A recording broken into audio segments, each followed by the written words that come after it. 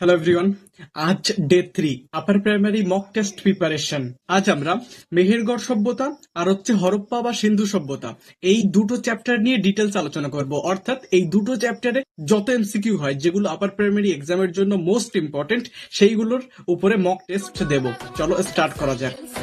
जिससे बड़े आंडे मेरे पाछे छोरे जनाबा के भी दर्शन महंगे हो रे तेरी अख ने भी থেকে আমরা মোটামুটি 70+ এমসিকিউ আমরা কিন্তু পেয়েছি, যেগুলো আমার মনে হয় যে আপার প্রাইমারি এক্সামের জন্য মোস্ট ইম্পর্টেন্ট, এবং বিভিন্ন কোচিং সেন্টারের স্যারদেরও কিন্তু এটাই মনে হয়। তো এই 70টা কোশ্চেন আজ আমরা কমপ্লিট করব। তো চলো এই 70টা কোশ্চেনের একটা অনলাইন মক টেস্ট প্রথমে তৈরি করে নেই।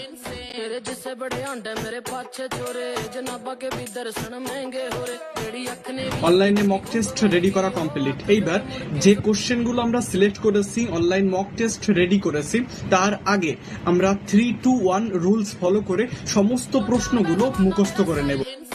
जिससे बड़े आंडे मेरे पाछे छोरे जनाबा के भी दर्शन महंगे हो रे तेरी अख ने भी अट्टी पक्की खुंब वाली गई ओ अख তো আমাদের 3-2-1 রুলস কমপ্লিট হতে চলেছে।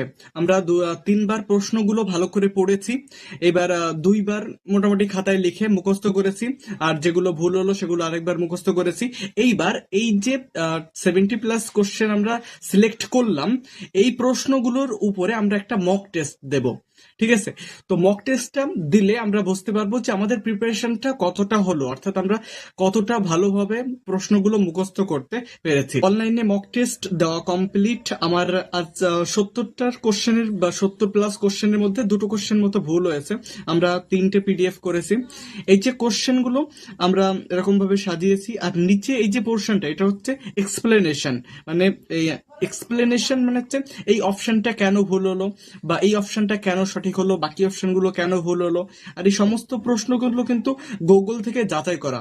তো এই যে পিডিএফ গুলো এবং অনলাইনে মক টেস্টের যে লিঙ্ক, এই সবগুলো আমি আমার টেলিগ্রাম চ্যানেলে দিয়ে দেবো। ওখানে জয়েন হতে নিচে এই নাম্বারে আপার প্রাইমারি বলে টেলিগ্রামে মেসেজ করলেই তোমরা পেয়ে যাবে সবগুলো। তো আজ আমরা হরপ্পা সভ্যতা পর্যন্ত শেষ করলাম, মানে কভার করলাম এমসিকিউ।